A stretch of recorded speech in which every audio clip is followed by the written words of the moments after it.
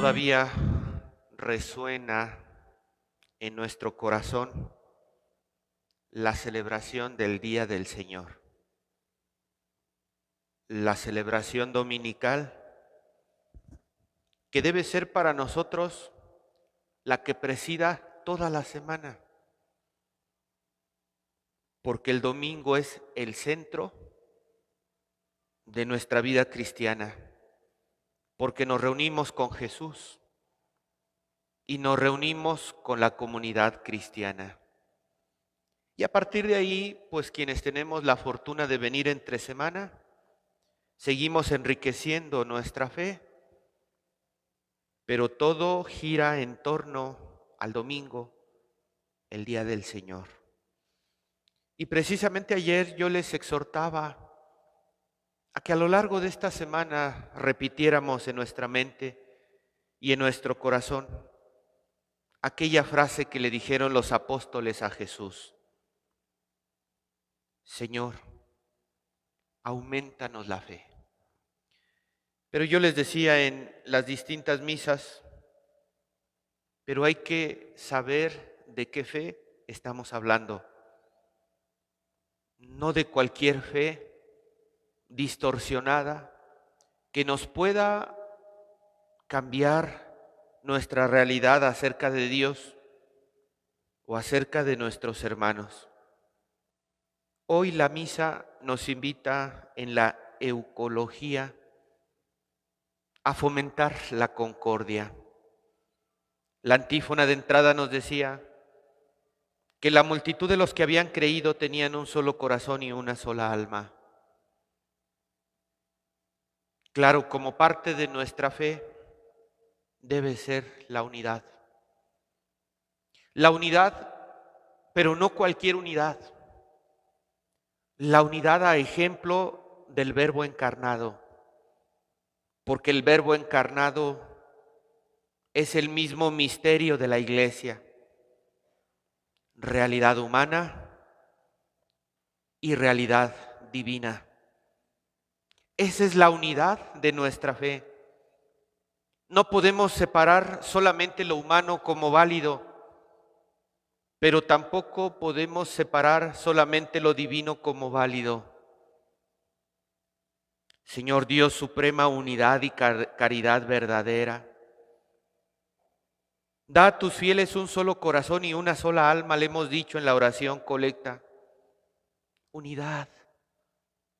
Unidad es parte esencial de nuestra fe en Dios, de nuestra vivencia en la Iglesia, porque la Iglesia es comunión y la comunión es la unidad en el Señor. Decíamos en la oración colecta, para que el cuerpo de tu Iglesia se mantenga en concordia, en la fe y en la relación entre los hermanos. No es fácil.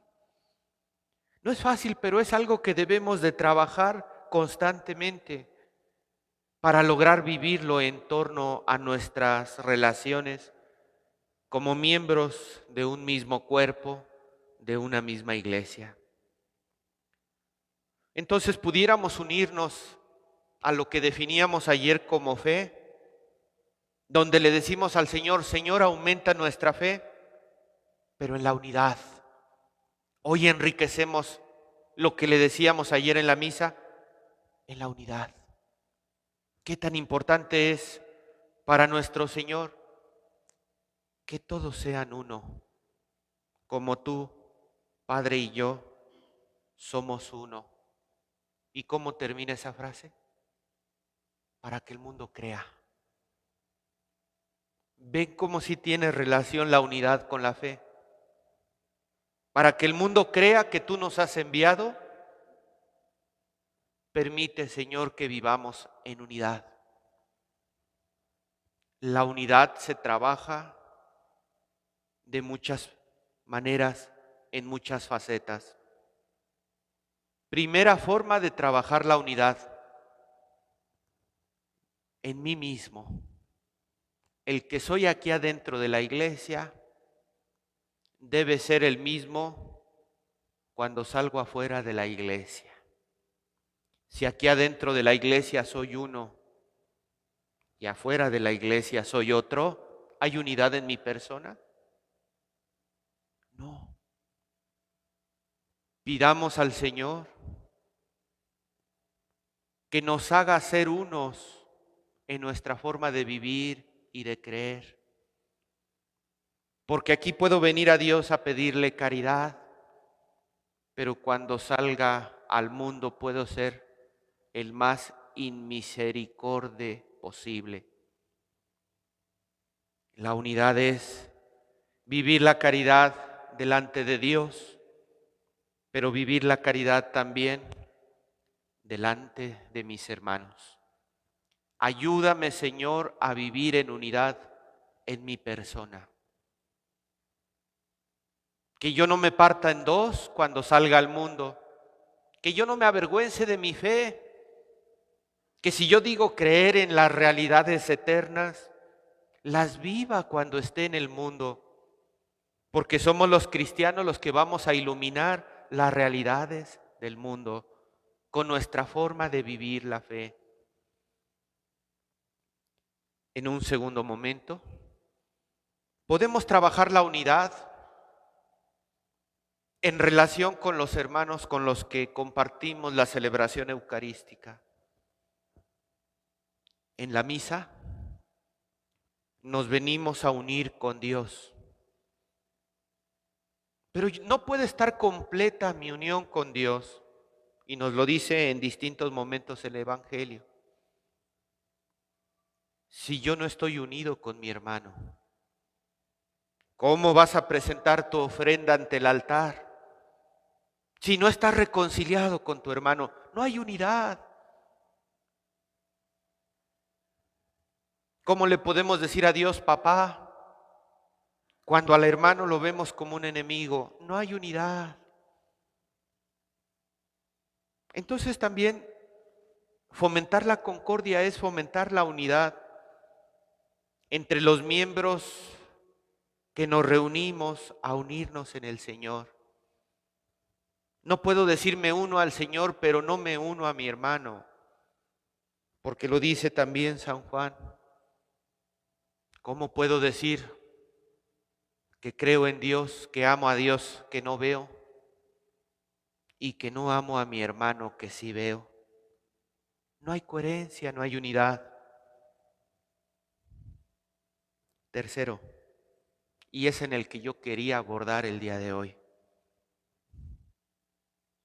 Algo en lo que está padeciendo mucho nuestra iglesia hoy día, hablando de fe, hablando de doctrina cristiana,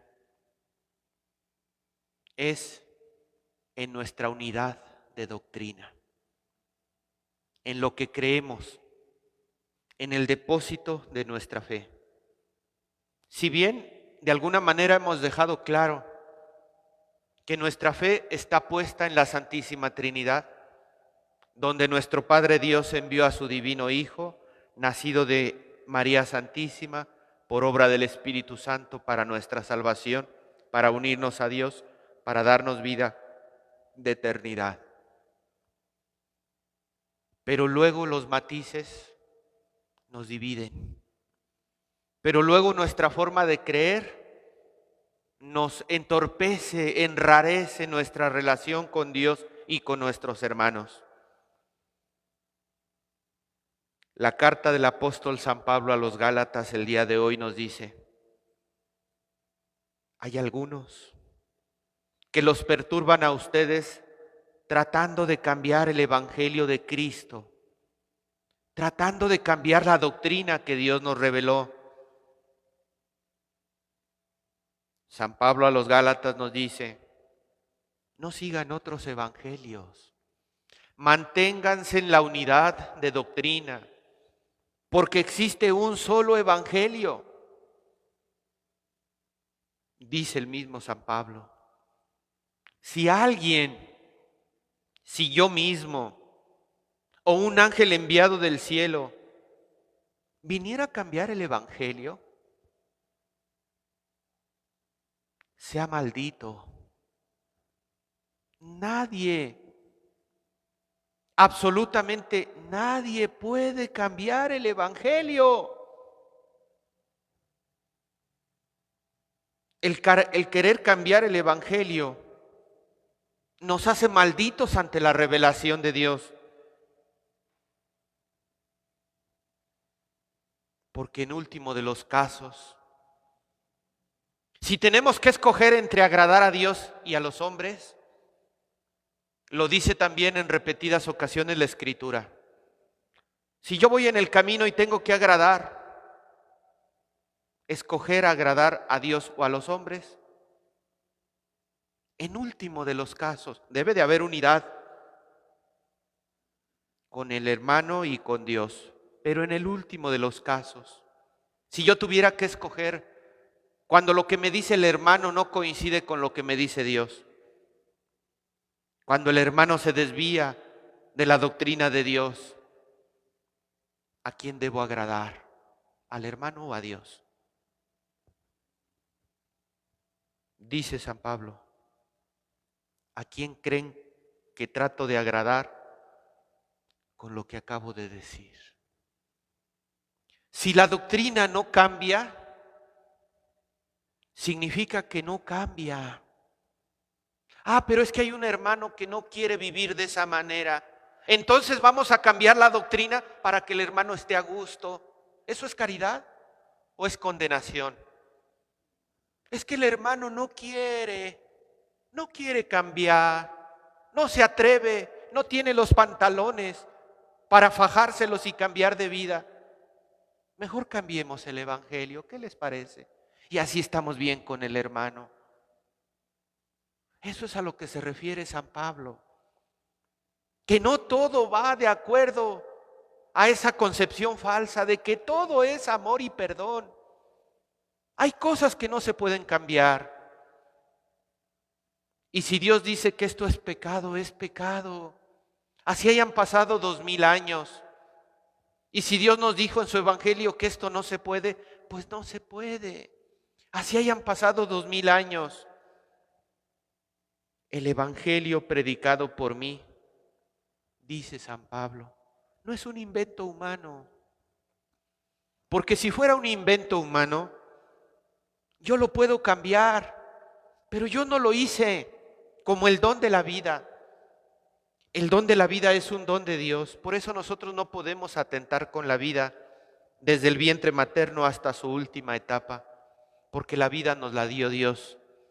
Dios es el dueño de la vida y solo Él sabe hasta cuándo llega a su fin. Lo mismo su palabra. Dios es el dueño de su palabra. Nosotros la recibimos y la acatamos como palabra del Señor.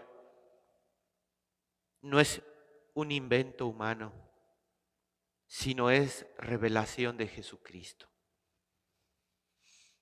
El Evangelio nos viene a completar las palabras que San Pablo a los Gálatas nos dice hoy. Se presentó ante Jesús un doctor de la ley y le preguntó, ¿qué debo hacer para conseguir la vida eterna? Lo cual ya me interpela para compartirles en nuestra experiencia de fe. Y completamos con el Evangelio otro elemento importante en nuestra experiencia de fe.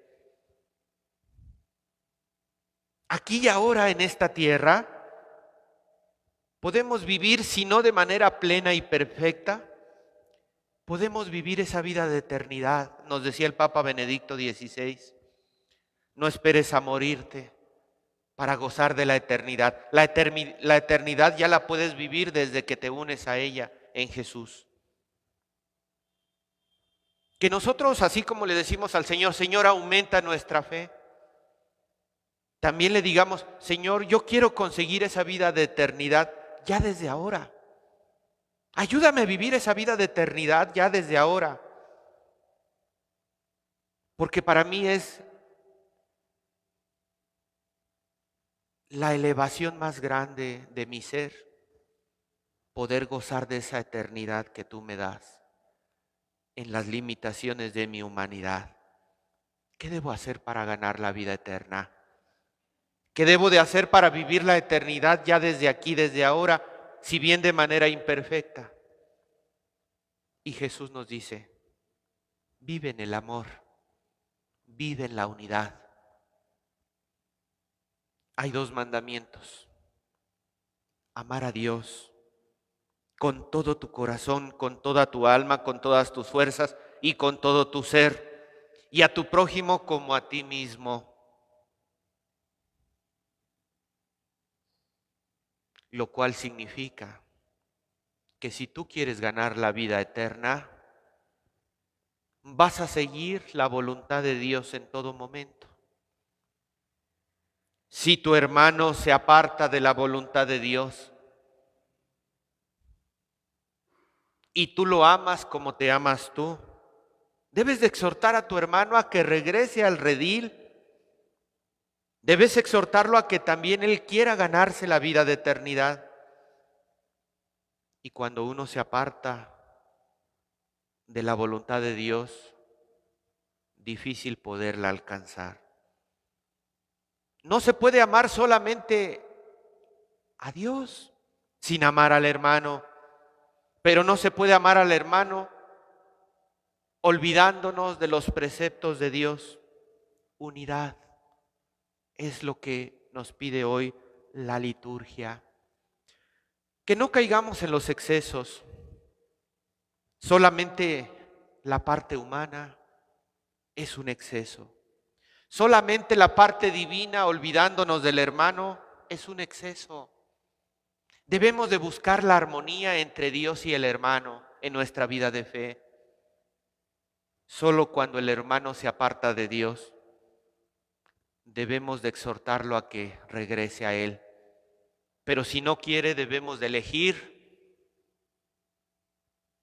ser fieles a Dios o cambiar el evangelio de Dios para complacer al hermano. A veces habemos pastores que cuando se nos presenta este pasaje del buen samaritano, de inmediato nos afocamos a decir, ¿ya ves? Tú ayuda a tu hermano, échale una mano a tu hermano, eso es lo que le importa a Dios, lo demás no importa. Creo yo que es un exceso. Cuando a veces interpretamos el evangelio solamente en fragmentos, podemos caer en excesos.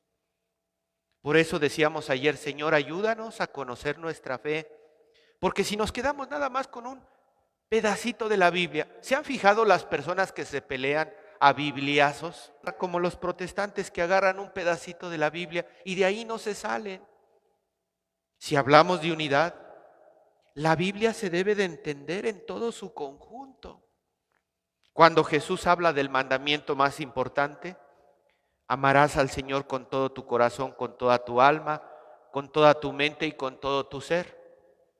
En este mismo capítulo 10 de San Lucas, inmediatamente después de que nos habla de este mandamiento, nos pone dos ejemplos. El primero que nos pone es el del buen samaritano.